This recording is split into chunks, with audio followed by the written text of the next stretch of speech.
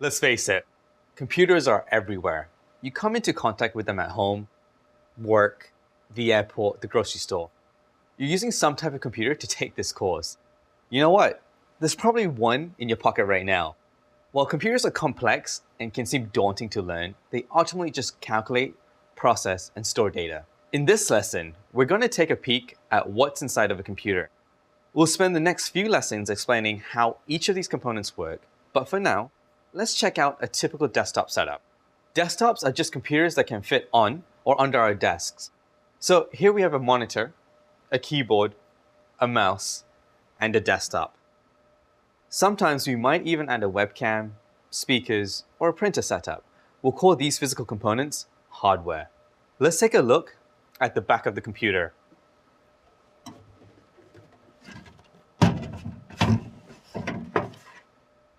You can see common connectors here.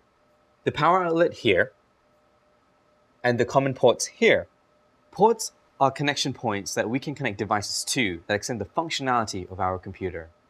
We'll go into detail about the ports you see here in a later lesson, but here's a quick rundown. We have a port here to connect to a monitor, and a few ports here to plug your keyboard and mouse. There's another important one here for our network connection. With just these ports, we're able to have the basic functionality to browse the web and much more. Things look pretty similar on a laptop. Here are some of the same ports, a built-in monitor, and a keyboard. There are also physical components inside the laptop case that are hidden for portability. Once you figure out how one computer works, you can figure out how any other computer works. Okay, this is my favorite part. Let's open up this desktop and take a deeper look. Let me first clean up my desk.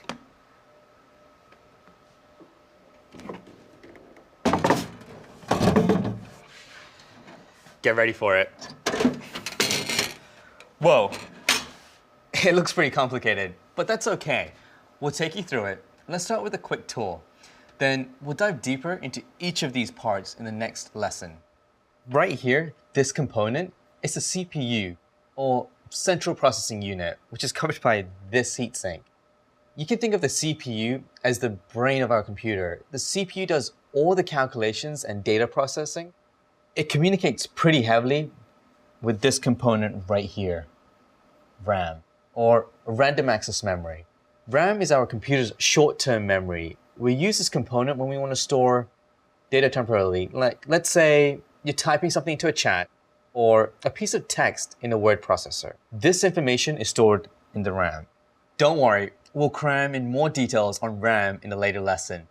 When we want to store anything in long-term memory, we use this component here, the hard drive. The hard drive holds all our data, which can include music, pictures, applications. Let me show you something else interesting. Have you noticed this large slab here? This is our motherboard. It holds everything in place and lets our components communicate with each other. It's the foundation of our computer. You can think of the motherboard as the body or circuitry system of the computer that connects all the pieces together. The last component we'll talk about is our power supply, which converts electricity from our wall outlet onto a format that our computer can use. You know what's interesting? All these components make up most computers, even a mobile phone. While it might look very different from your laptop, a mobile phone just uses a smaller version of the hardware that we saw in the desktop and laptop today. Understanding how computer hardware works is a really helpful skill set in IT support. Since an IT department maintains the hardware that a company uses, a solid understanding of these computer internals will come in handy when troubleshooting hardware-related problems. And taking things apart to see how they work is just super fun.